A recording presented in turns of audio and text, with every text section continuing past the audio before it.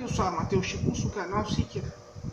Em primeiro lugar, eu peço que todos à noite, aqui esta noite, independentemente da sua confissão religiosa, rezem, orem pelo nosso presidente Jair Bolsonaro, que está com pneumonia. Porque se Hamilton Mourão entrar na presidência, este país estará em um estado dramático. Eu sinto dizer isso, mas estará. Pois então, existe uma moda agora, esse pessoal do YouTube, né, aqui no Brasil, e não é uma moda ruim, né?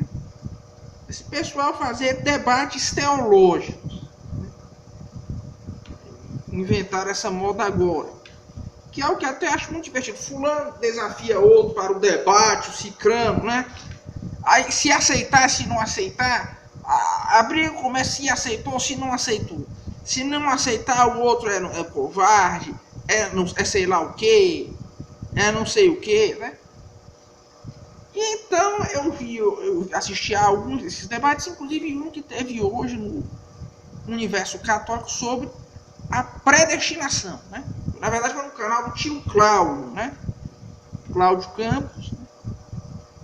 Sobre a predestinação. Você tinha do lado um católico e um calvinista. Debate sobre a predestinação. Problema. Qual era a matéria a ser discutida? Ao que tudo indica, a matéria era: é a predestinação calvinista herética? Olha, só aí você já tem um problema, né? Porque o católico e o calvinista possuem critérios formais diferentes para avaliar se algo é ou não é herético. Para o católico, algo é herético se está desconforme à tradição, o magistério ou a escritura, né? Geralmente, diretamente em relação ao magistério, sendo o magistério o critério próximo e os demais os critérios remotos, né? Já no caso protestante, só a escritura. A escritura é a única fonte suficiente, ela é a única regra de fé infalível. Ou seja, só daí você percebe que os dois não compartilham nenhum caso comum. E foi um debate em que você viu ambos os interlocutores andando em círculos. Ambos os interlocutores andando em círculos. Você viu, até teve algumas provocações interessantes. Foi um dos debates teológicos mais interessantes do Facebook, mas ele decepcionou.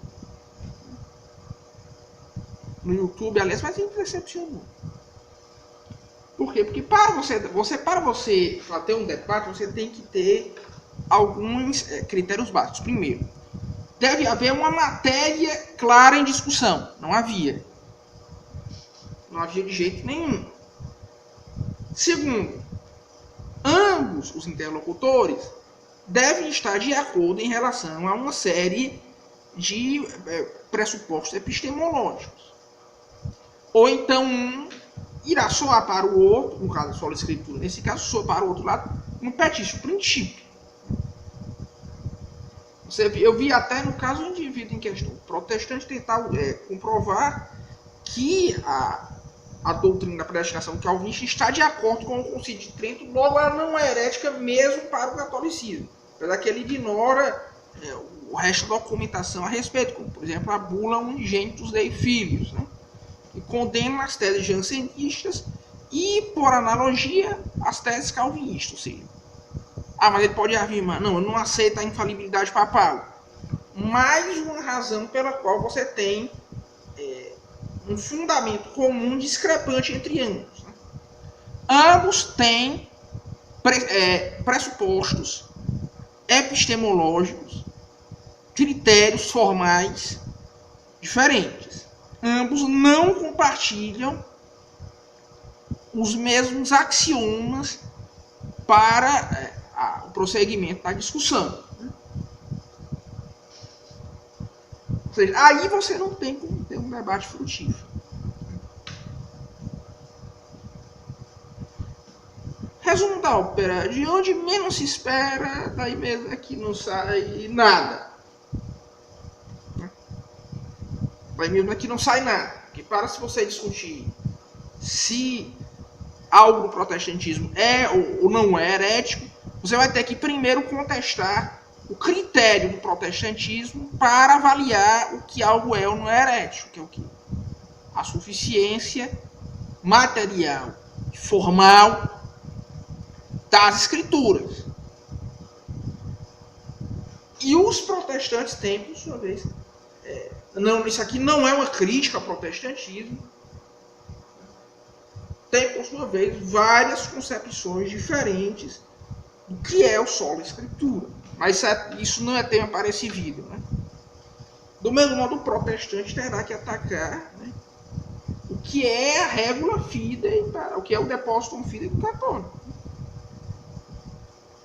Por que de a tradição não ser vinculante, o magistério não ser vinculante, o porquê de um magistério operar da maneira em que os católicos dizem que ele opera, né, com a infalibilidade papal. Precisa discutir a infalibilidade da igreja. Né? Ou seja, você tem fundamentos epistemológicos, os axiomas bases da discussão, né, que deveriam ser o fundamento comum de todo o debate, o preâmbulo, em uma completa, como eu posso dizer, incongruência, um em relação ao outro.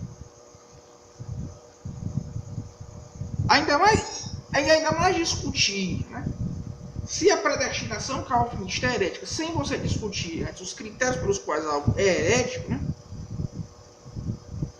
quando ambos não têm esses mesmos critérios em comum, é uma tarefa que vai tender a uma argumentação erística. Mas apesar dos pesares, esse foi ainda o melhor debate teológico que eu já vi. Porque ambos, ao menos, tinham certo domínio. Ao menos o debate teológico desses debates teológicos de internet. Porque ao menos ambos tinham domínio de filosofia, ambos tinham conhecimento de escolástica, né, para discutir a argumentação e a contra-argumentação. Apesar que eu confesso que eu não entendi, ou melhor, eu acho que ambas as teses que estavam sendo defendidas por esta mesma razão não faziam sentido nenhum, porque ambos já tinham esses vícios epistemológicos de que eu já falei.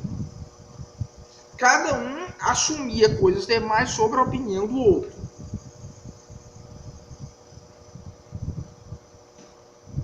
No fim das... Então, eu não vejo realmente, né, como um debate destes possa ser exercido, ao menos a nível de Brasil. Porque, olha, você em um debate teológico, ambos devem argumentar pelo campo mínimo. No caso, eles devem argumentar pelas premissas minimamente em comum. O católico, por exemplo, ele deveria primeiro, né, se é um debate em uma proposição tão, em um cenário tão fechado, ele deveria contra-atacar o protestantismo dentro dos seus critérios epistemológicos, provando que a posição dele é impossível pela razão e ou pela escritura. Mas isso, ou bem como, né, ou então você impugnar o critério epistemológico, o critério formal, a premissa formal da reforma protestante, que é o solo escritura. Isso não foi feito.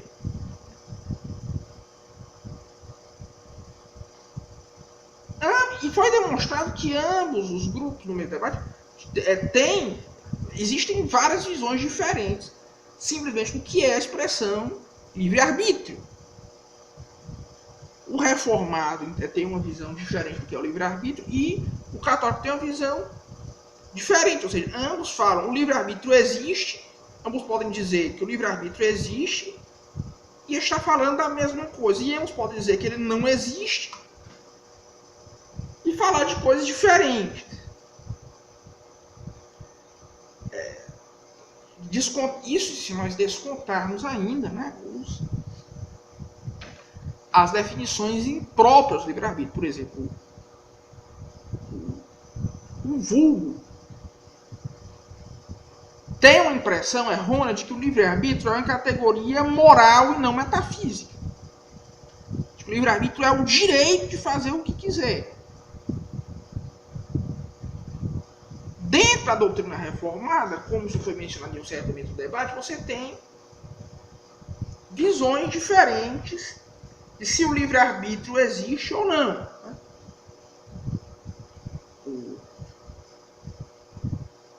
Você tem setores que são ocasionalistas, malebranchistas, que dizem que o livre-arbítrio, né, não existe, só existe uma causa operante, que é Deus.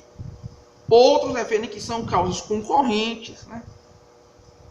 O calvinismo de sustentação ortodoxa, também conhecido como calvinismo magisterial, ou seja, você não tem nenhum, não é crítica aqui nem ao calvinismo nem ao catolicismo, ou seja, você tem fundamentos totalmente diferentes para se engajar na questão. Que per si, a matéria do debate foi uma questão que eu julgo sem sentido nenhum, porque você, para saber se algo é herético, você tem que definir quais são os critérios para avaliar se algo é ou não uma heresia. Então, eu honestamente acho que, embora tenha sido um debate muito melhor do que a média, quase todos os debates teológicos de Facebook caem por isso, porque ambos os lados não têm essa noção lógica, não tem essa noção lógica e dialética.